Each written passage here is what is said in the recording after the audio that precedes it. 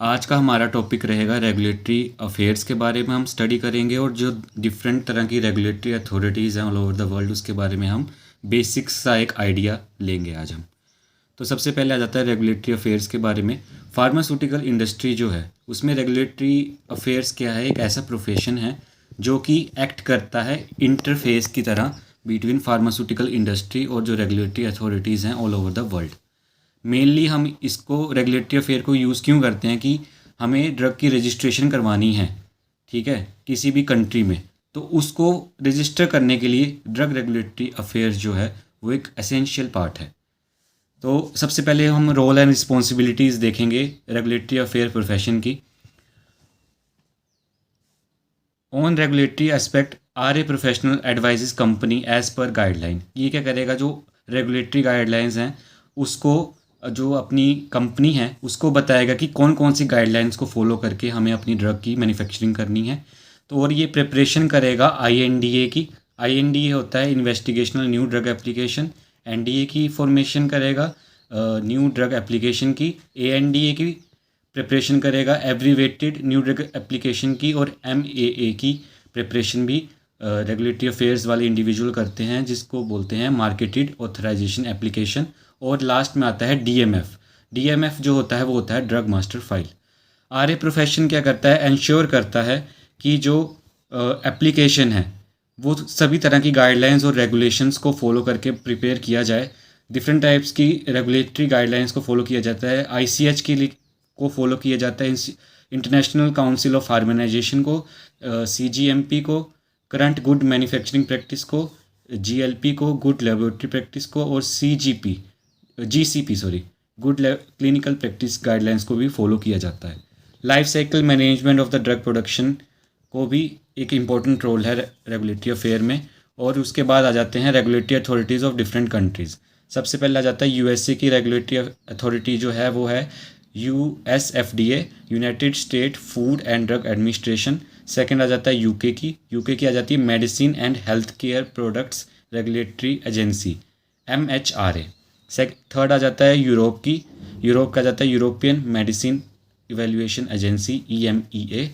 और फोर्थ आ जाता है ब्राज़ील की आ जाता है एजेंसिया नेवेसिनोल डी वेजिनेंसिया सैनिटेरिया, जिसको हम इन सिंपल अगर आपने ब्राज़ील की याद करनी है तो आप इन शॉर्ट एन वीज़ा याद कर सकते हैं। फिर उसके बाद नेक्स्ट आता है चाइना का आता है SFDA, state food and drug administration. जो चाइना और जो यूएस है इसका आप कॉमन याद कर सकते हैं कि food and drug administration common रहेगा। बस चाइना वाले के जो स्टार्टिंग है उसमें स्टेट आ जाएगा और यूएसए में आ जाएगा यूनाइटेड स्टेट आ जाएगा यहाँ पे। बाकी कॉमन है, food and drug administration common रहेगा। उसके बाद नेक्स्ट आता है जापान का आ जाता है ministry of health labour and welfare. और लास्ट हम जो पढ़ेंगे वो आता है ऑस्ट्रेलिया, जिसको बोलते हैं टीजीए, थेरेप्यूटिक गुड्स एडमिनिस्ट्रेशन। सो अब हमारा नेक्स्ट टॉपिक है आईएनडीए के बारे में पढ़ेंगे हम, इन्वेस्टिगेशनल न्यू ड्रग एप्लीकेशन। ये क्या है? It is an application to get approval for conducting a human clinical trial for shipping of experimental drug usually to chemical investigator. इसमें आईएनडीए में मेनली क्या है कि जब हमने प्री क्लिनिकल स्टडीज़ करने के बाद क्लिनिकल स्टडीज़ अगर हमने परफॉर्म करनी है तो हमें आईएनडीए एप्लीकेशन फ़ाइल करनी पड़ती है एफडीए को। ये क्या करता है, एफडीए फिर इस जो आपकी प्री क्लिनिकल स्टडीज़ हैं उसको इवेल्युएट करेगी। इवेल्युएट करने के बाद सीडीसी-एससीओ इसको सुपरवाइज़ करेगा, Central Drug Standard Control Organisation. अगर सीडीसी-एससीओ की परमिशन मिले और एफडीए भी इसको अप्रूव करे तब आपकी आईएनडीए फ़ाइल जो है वो अप्रूव हो जाएगी। और इसको अप्रूव करने के बाद आप अपने क्लिनिकल ट्रायल्स को परफॉर्म कर सकते हैं। उसके बाद आता है एनडीए, जिसको बोलते हैं न्यू ड्रग एप्लीकेशन। ये एक ऐसी एप्लीकेशन है जो कि फील्ड किया जाता है टू एफडीए। और इसमें हम मेनली क्या करेंगे कि जो फार्मास्यूटिकल्स ड्रग प्रोडक्ट हैं उसको हम अगर सेल्स करनी है उसकी, मतलब कि अगर इसमें हमारे प्री क्लिनिकल ट्रायल्स होने के बाद, प्री क्लिनिकल ट्रायल्स जैसे कि क्लिनिकल ट्रायल 1, 2 और 3, अगर जब वो तीनों ट्रायल हो जाएंगे उसके बाद जो क्लिनिकल ट्रायल 4 होता है जिसको हम बोलते हैं पोस्ट मार्केटेड सर्विलेंस, अगर हमने वो परफॉर्म करना है तो उसको परफॉर्म करने के लिए हमें IND अप्रूवल चाहिए, NDA अप्रूवल चाहिए होता है। और ये जो NDA अप्रूवल है इसको भी सुपरवाइज करता है CDC SCO। अगर आपको NDA अप्रूवल मिल जाता है तो आप उसके बाद अपनी जो ड्रग है उसकी मैन्युफैक्चरिंग कर सकते हैं और उसकी मार्केटिंग भी कर सकते हैं। उसके बाद आ जाता है generic drug product.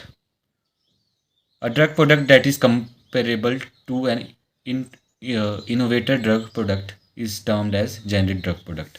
Generic drug product क्या होता है कि जो मार्केट में ड्रग ऑलरेडी अवेलेबल है और आपने कोई नया ड्रग बनाया जो कि रिजेम्बलेंस शो कर रहा है, तो हमने क्या करना है, उन दोनों की रिजेम्बलेंस में आपस में उनको कंपेयर करके हम इसकी फाइनल प्रोडक्शन करवाएंगे।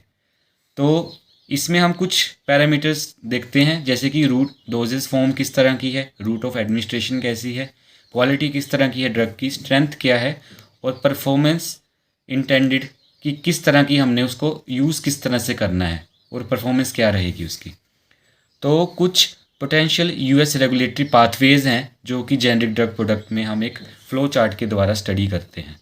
तो सबसे पहले इसमें क्या आता है कि 505J ANDA, फिर सेकंड आता है 505B2 NDA और 505B1 NDA। ये एक फ्लो चार्ट सा है, ट्रायंगल में बनता है, जो कि हमें पता लगाने में हेल्पफुल है कि जो ड्रग प्रोडक्ट है वो मतलब हाइब्रिड फॉर्म का है या फिर सिंपल जेनरिक में है। अगर 505J ANDA आता है तो क्या है, for drugs that are same as approved drug, मतलब कि जो अप्रूव हो रखी है पहले से ही ड्रग और जो हम ड्रग लेके आए हैं वो कहीं ना कहीं रिजेम्बलेंस शो कर रहा है और उसमें किसी न किसी तरह का केमिकल कॉन्स्टेंट सेम रहेगा। हो सकता है उसका इफेक्ट माइनर थोड़ा डिफर कर जाए लेकिन वो रिजेम्बलेंस शो करेगा, तो वो आएगा 505J ANDA में। अगर वो ड्रग 505B2 NDA में आती है तो वो क्या है, वो हाइब्रिड होगा 505J ANDA का और 505BI NDA का।